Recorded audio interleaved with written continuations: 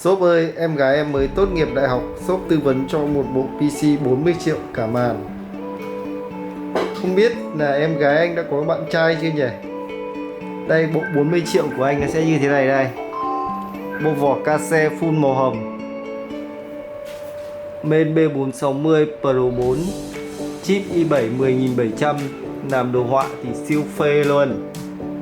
RAM 16GB 2x8 LED RGB, thêm con tản nhiệt, CPU ID cooling cực kỳ đẹp và nữ tính. Quan trọng nhất, con card Asus RTX 3060 phiên bản KO siêu đặc biệt và siêu đẹp. Đây, để zoom vào cho anh em nhìn rõ. SSD sử dụng của bộ máy này là Samsung 980 500GB, tốc độ đọc cực kỳ cao, kèm theo một cái HDD 1TB để lưu trữ dữ liệu.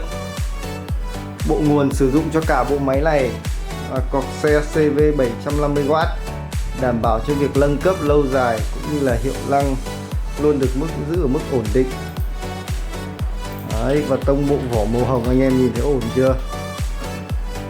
Kèm theo đó là một chiếc màn Dell Ultrasharp U2421, giá hơn 5 triệu đồng. Tổng bộ máy này là khoảng 40 triệu đồng.